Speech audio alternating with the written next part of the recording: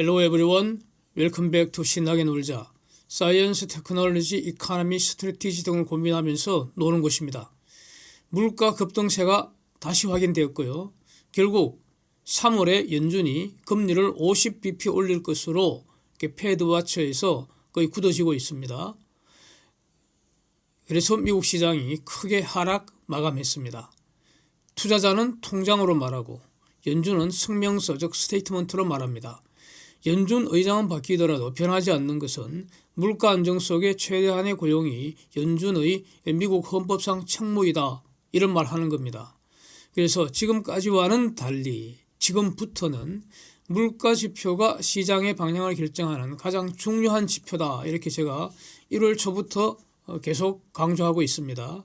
3월에 연준이 금리 올리는 것은 확실한데 인상폭이 25bp일지 50bp일지 또는 75bp일지 요게 문제가 되고 있습니다. 그래서 이거 결정하는 요소로서 제일 중요한 게 물가이고, 그 다음에 바이러스나 고용, 경기 이런 여러 가지를 종합해서 이제 판단할 것이다, 이렇게 최근 영상에서 제가 말씀드린 바가 있습니다. 그래서 이미 물가 급등세 계속되고 있다라는 게 이제 확인이 한번 됐고요. 다음 주에 생산자 물가지수, 또 그 다음 주에 코어 PC 물가지수 이렇게 계속 확인을 해야 합니다. 그래서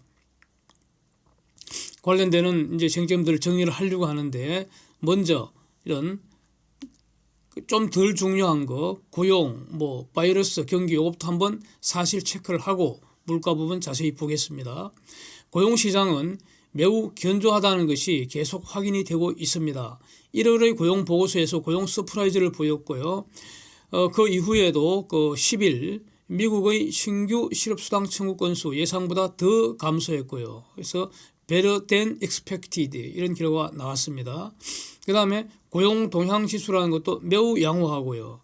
채용 공고, job opening 이것도 매우 양호합니다. 그래서 이렇게 펀더멘탈, 경제의 펀더멘탈이 좋은데 지금부터는 이것이 오히려 악재로 작용한다고 여러 번 말씀드렸습니다. 이것이 다시 확인된 겁니다. 바이러스는 아직 완전히 잡힌 거 아니고요. 여전히 새로운 환자 계속 상당한 숫자로 발생하고 있고, 또 새로운 변이의 가능성 여전히 위협적입니다. 그러나 정책은 완화되는 방향으로 가고 있습니다. 국가가 개입하는 것보다 개인에게 맡기는 방향으로. 그래서 뉴욕 같으면 마스크 착용 의무화도 폐지하겠다, 이런 보도까지 나오고 있습니다. 그래서 이제는 이 바이러스를 좀 센 독감 정도로 취급하고 규제 대폭 완화하자, 이런 주장들이 계속 나오고 있어서 결국 바이러스의 경제적 의미는 중요성이 떨어지고 있다, 이렇게 정리가 되는 것 같습니다. 일상으로 돌아갈 준비를 하고 있는 것으로 평가된다는 거죠. 그래서 결국 이 건강 문제는 개인의 각자 도생에 맡기겠다, 이렇게 가는 것 같습니다. 경기 전망을 보면은 PMI 지수나 1차 소비자 지수나 경제 낙관 지수, 이게 전부 다 정점을 찍고 하락하는 모습이고요. 그 다음에 각종 재고들, 기업 재고, 도매 재고, 소매 재고 전부 증가하고 있고요. 중요한 것이 소매 판매, 이게 매우 증가하는데 매우 둔화되는 모습이 계속 확인되고 있습니다. 그래서 1분기 미국 GDP 성장률 둔화를 저는 예상을 하는데 이 견해를 유지를 하는 겁니다. 그러나 이거는 이제 4월 말에 확인되는 거 아닙니까? 그런데 이게 경기가 약간 둔화된다 하더라도 경기 후퇴를 걱정할 정도는 아니라는 겁니다. 다만 작년 하반기까지 강한 경기 확장세가 수그러드는 모습이다. 그래서 현재의 주식시장에는 가상 악재가 아니냐, 이게 명고하니 경기에는 신경 쓰지 않고 마음껏 긴축의 칼을 휘두를 수 있기 때문입니다. 그래서 고용 좋고 경기 이렇게 연착륙 한다, 이것이 주식시장에는 가상 악재라는 겁니다. 시장의 방향을 결정하는 가장 중요한 인플레이션, 이거 이제 가속되는지 감속되는지, 감속이라는 게 진정 아닙니까? 그래서 인플레 가속 또는 진정 여부를 이제 판단할 수 있는 게 10일 날 나온 게 일단 미국 소비자 물가 지수였습니다. 소비자 물가 지수는 7.5% 오른 걸로 나타나서 지난달에 7% 올라갔고 시장이 한번 박살이 났었는데 예상치 7.3%보다 더 높게 나왔습니다. 즉 가속되는 모습입니다. 1980년 이후 40여 년 만에 최고치입니다. 뭐 사진들 한번 보시죠. 인베스팅닷컴에 있는 사진보다는 CNBC에서 사진 더 잘 그래픽을 올려놔서 그걸 가져왔습니다. 여기서 식료품과 에너지 제외한 근원 소비자 물가지수 이것도 지금 6% 올라서 급등세 지속 중이다. 이 사실이 확인이 되고 있습니다. 그래서 다음 주 15일 화요일에 생산자 물가지수 발표도 주목을 해야 되고 가장 중요한 것이 25일에 예정되어 있는 근원 개인 소비지출 물가지수입니다. 그런데 이 근원 개인 소비지출 물가지수 코어 PC 이 지수가 이전은 4.9% 올랐는데 지금 현재까지 예상은 4.8%로 나와서 약간 진정되는 모습 아니겠습니까? 그런데 여기서 주의할 것은요. 다음 주에 이 예상치가 바뀔 수도 있습니다. 그래서 바뀌어서 5% 넘어갈 수도 있습니다. 그래서 요거를 체크를 꼭 해야 합니다. 기회가 되면 다시 제가 한번 체크해서 올리도록 하겠습니다. 그래서 결국 그동안 여러 영상에서 제가 강조했던 대로 시장은 고용 좋고 뭐 경기 연착륙하는 이런 데는 신경 안 쓰고요. 인플레 공표에 지금 식급을 하는 모습이죠. 고용이 좋은데 물가가 급등하니까 연준이 마음껏 긴축의 칼을 휘두를 것이다. 이런 공포 아니겠습니까? 이것이 연준의 책무라고 말을 하잖아요. 그래서 긴축을 확실하게 안 해버리면 연준이 헌법상 책무 위반했다. 이런 비난을 받을 거 아니겠습니까? 그래서 이제는 마음껏 긴축의 칼을 휘두를 거다. 이런 공포입니다. 그래서 패드워치 이거 금리 인상 전망이 이게 거의 뭐 시기가 째깍째깍 가는 것처럼 금리 인상 전망이 지금은 급변을 하고 있습니다. 급변요. 제가 오늘 새벽에 일찍 일어나서 봤을 때는 25 올릴 확률이 3분의 1, 50 올릴 확률이 3분의 2 이렇게 나와 있었습니다.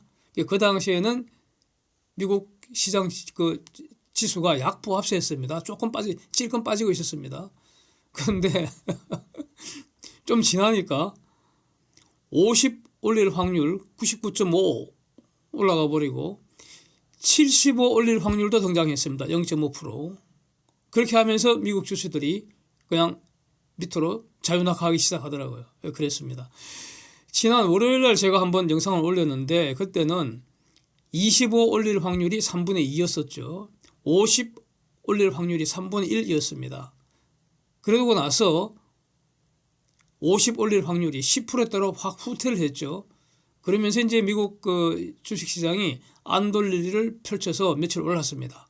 이거를 오늘 다 반납을 해버렸습니다. 명관이 소비자 물가지수 오른 것이 예상보다 더 높았다는 겁니다. 그러면서 금리 인상 50 올릴 것이다. 이렇게 막연히 지금 굳어지고 있습니다. 10년물 국고채 금리도 드디어 2%를 돌파를 했습니다. 한번 보시죠. 그래서 저는 2% 내외에서 등락하는 것은 아직은 뭐 그 금리 부분은 크게 주목을 하지 않겠습니다. 다만 지난주에 봤듯이 30년물 모기지 금리 지금 급등하고 있는 것, 이게 오히려 더 주목이 됩니다. 네. 그리고 또 주목해야 될 게 이제 연준 위원들이 투표권을 가진 분들이 한 번씩 이제 강연에 이렇게 외부 행사를 하면서 자기의 의견을 밝힙니다. 이거 매우 중요하죠. 그래서 연준 위원인 아틀란타 연준 총재 보스틱이라는 분이 이렇게 의견을 밝혔습니다. 3월 금리 인상 어떤 힌트를 줬습니다. 3번 이상 올릴 것 같다 이겁니다. 3번 이상. 3번 이상. 그러니까 4번이라는 거죠. 4번. 결국 얼마나 올릴 것인지는 시장의 반응을 분석하고 결정할 것이다. 당연한 말입니다. 이렇게 이제 확인을 해줬고요. 그런데 제가 볼 때는 이렇습니다. 그러니까 진짜 문제는요. 4번 올리느냐, 6번 올리느냐, 5번 올리느냐. 4번, 5번, 6번 요 사이인 것 같은데, 예? 그러니까 아마 기본적으로 연준은 그러니까 시장 친화적이기 때문에 4번일 가능성을 저는 여전히 열어두고 있습니다. 그런데 이 횟수보다는 올리는 속도입니다. 한 방에 어느 정도 올릴까 이겁니다. 그러니까 지금까지는 25 올릴 거다. 만약 25 올리면은 해피한 겁니다. 안 돌릴리가 가능하다고 봅니다. 근데 50 올려버리면은 곤란하죠. 한 번 더 조정을 받아야 된다. 이런 겁니다. 그래서 지금 75 올릴 확률도 등장을 했다가 사라졌습니다. 그렇다면은 올리는 속도는 한 방에 25 올리느냐, 50bp 올리느냐, 75bp 올리느냐. 현재로서는 셋 중에 하나입니다. 지금은 장 마감 때까지 패드워치 전망은 50으로 거의 굳어졌습니다. 50 이상 올릴 확률이 거의 95% 이상에서 놀고 있습니다. 이렇게 되면은 당분간은 이걸로 굳어지는 겁니다. 그 다음에 또 문제는 금융 긴축, 퀀티티브 타이트닝, QT를 언제 시작해서 이것도 어느 속도로 진행하느냐 요겁니다. 요거는 3월 연준 끝나고 파월 입에서 아마 나오지 않을까 싶습니다. 그 말을 주목해야 합니다. 요게 지금 안고입니다. 하여튼 그래서 25 올리면은 이거는 시장에 이미 다 반영이 되어 있기 때문에 오히려 안도 랠리가 일어날 가능성이 높다고 저는 보고요. 그렇게 평가하고요. 50을 올린다. 이렇게 되면 이거는 추가 조정이 필요하다. 이것이 지금 시장에서 확인이 됐습니다. 예, 이렇게 보는 것이죠. 75 올린다. 이렇게 되면은 앞으로 상당히 더 내려가야 합니다. 그렇겠죠. 그 다음에 또 이 모든 경우에 앞으로의 인상 속도입니다. 앞으로의 인상 속도. 그 다음에 QT의 시작 시점과 속도. 이거는 3월 연준회의가 끝나야지 어느 정도 감을 잡을 수 있을 거라는 겁니다. 그러니까 여전히 시장은 불확실성 속에 지금 놓여 있습니다. 이런 상황입니다. 그래서 앞으로 이제 전망을 간략히 해보겠습니다. 최근에 지금 소비 둔화 조짐은 분명한데, 요게 향후 인플레이션 진행에 어떤 영향을 줄 것으로 연준이 평가할 것인지, 요겁니다. 연준이 어떻게 이걸 평가할 것인지. 소비 둔화 조짐은 분명히 있는 것 같습니다. 요걸 연준이 어떻게 평가할 것인지, 이겁니다. 그러니까 여기서 평가한다는 것은 소비 둔화가 경기에 미치는 영향이 아니고요. 소비 둔화가 인플레이션 전망에 미칠 영향입니다. 그걸 주목하는, 여기에 대해서 어떤 태도를 가지는지 이것도 3월 연준회의가 끝나야지 파월 입을 통해서 확인된다는 겁니다. 그래서 그때까지는 불확실합니다. 금리 인상은 지금 이제 시작에 불과하지 않습니까? 이제 시동 걸고 출발하는 겁니다. 따라서 모기지 금리 급등 현상도 계속되지 않겠습니까? 이거는 향후 주택 경기 방향을 결정하지 않겠습니까? 그래서 주택 경기 후퇴 가능성이 높지 않겠습니까? 그래서 인플레이션은 실질적으로 감소시키고요. 이미 확인이 되고 있습니다. 금리 상승은 마이너스 웰스 이펙트 자산 효과 나타납니다. 그래서 여기에 대한 소비자들의 태도도 추가로 앞으로 확인되어야 합니다. 소비 둔화 더 가속될지 이런 겁니다. 전부 불확실합니다. 생산자 물가지수는요. 이거는 기능적으로 보면은 소비자 물가지수의 선행 지표입니다.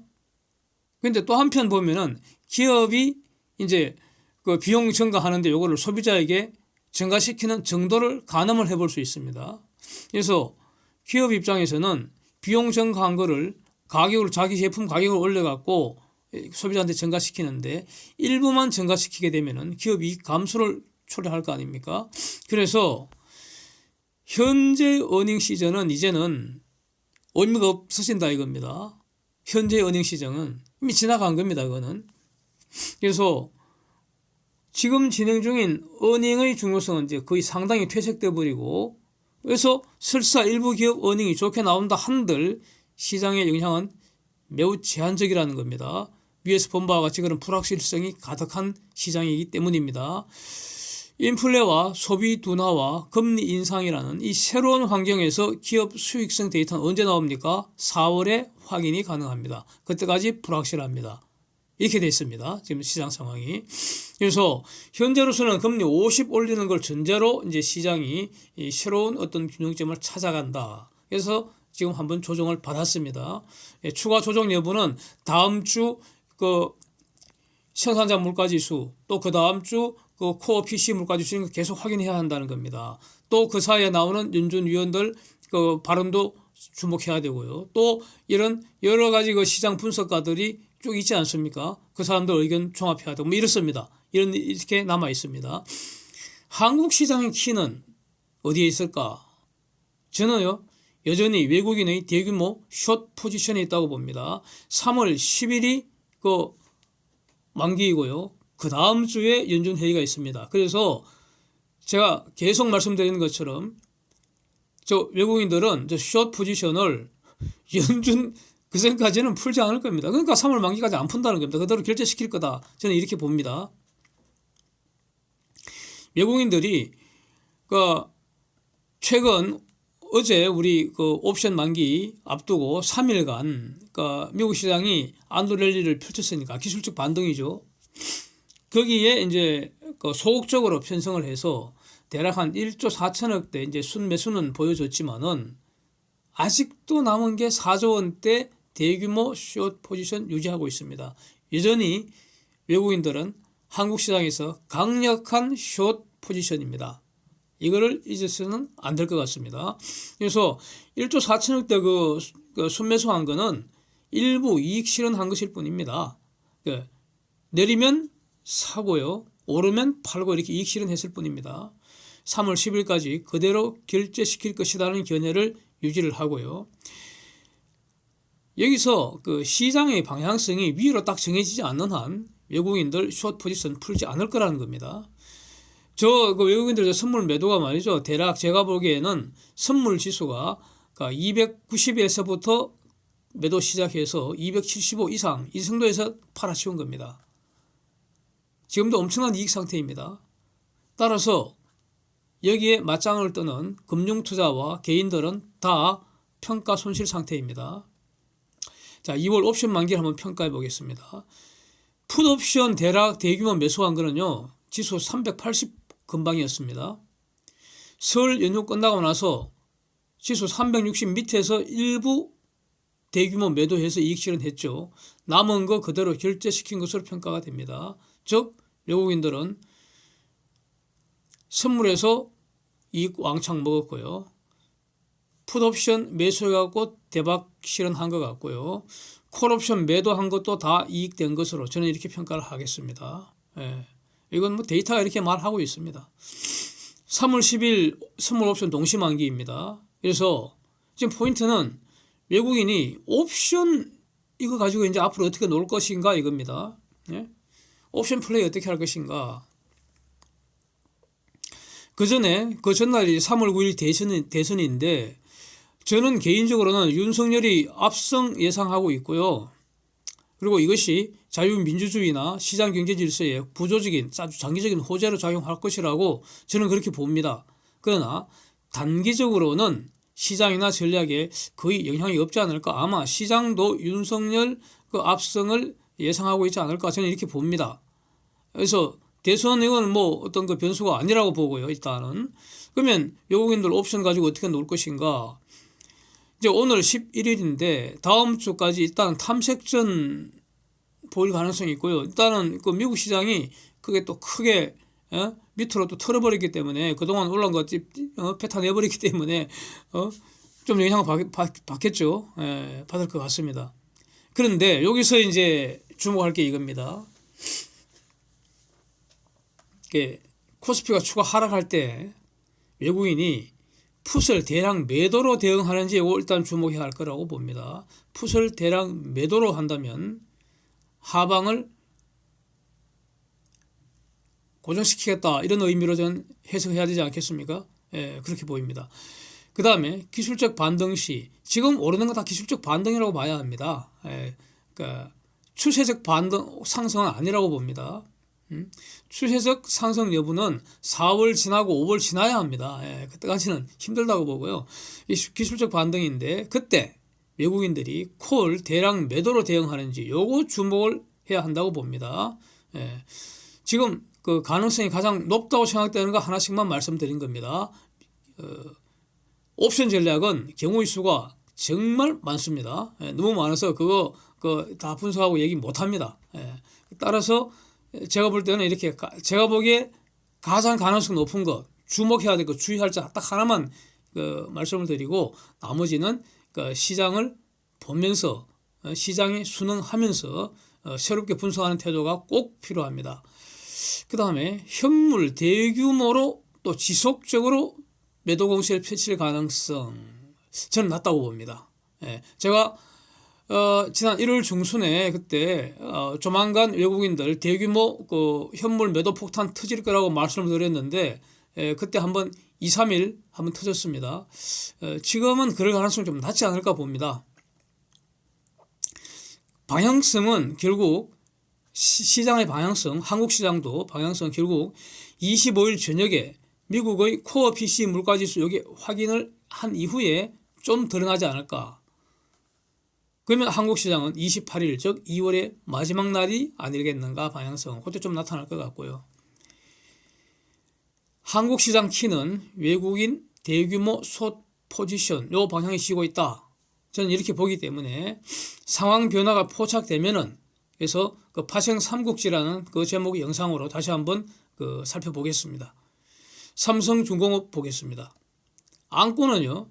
지금 향후에 전개될 이 긴축 상황, 금융 긴축 상황 이것이 과연 글로벌 조선업 슈퍼사이클을 죽일 것인지 여부 아니겠습니까? 근데 그럴 가능성 저는 희박하다고 봅니다. 조선 경기는 산업 사이클상 경기 회복 국면이 왔고요. 거기에다가 탄소 중립 정책이 가속시키는 그런 형국입니다. 이제 시작일 뿐이고요.